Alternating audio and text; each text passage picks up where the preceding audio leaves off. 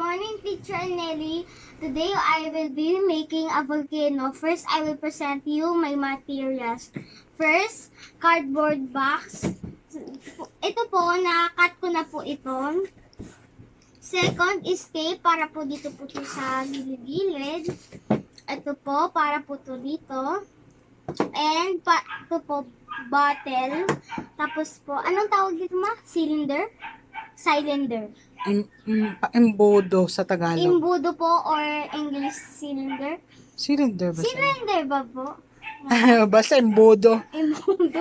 Tapos vinegar, ang pinaka-main natin material ay ingredient. Tapos food coloring powder lang po nabili ko kasi po yung liquid po mahal po konti eh. Tapos po scissors, tablespoon, 3 pieces of glue, colored paper kasi po wala po kaming spray paint or yung color po na parang liquid. Food color, baking soda pala po. Tapos po, mga papers po, mga newspapers. Ito po, newspaper.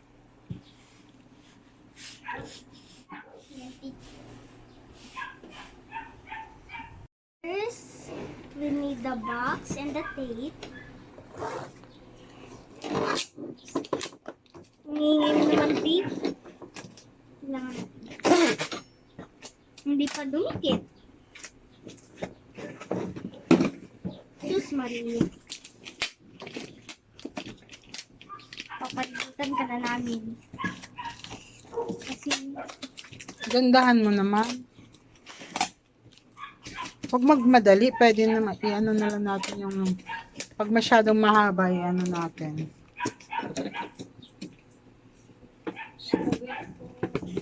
Pwede daw ba ikat ito? Kulito lang. Okay. Wait. Ano yan?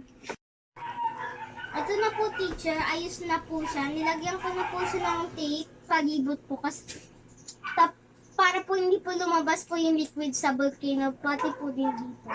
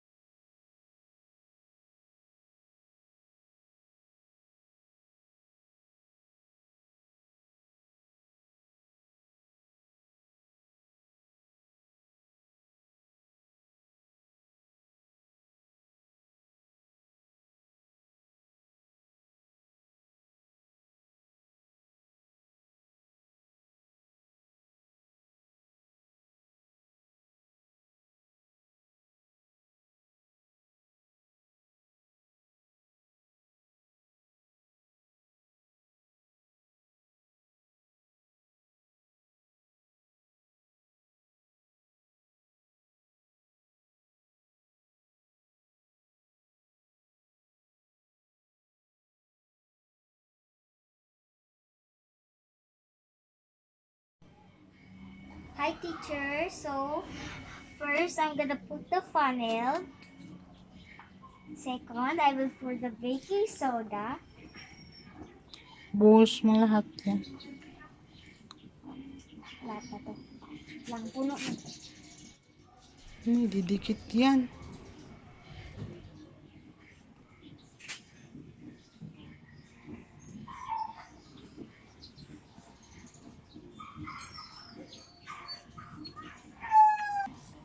Oh. Million reasons.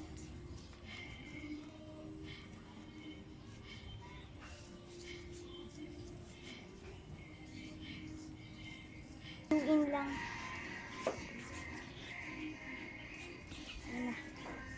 Okay. Tapos na po, teacher, yung paglagay ko. Second, yung vinegar with coloring na po. Mapakiroll po pa.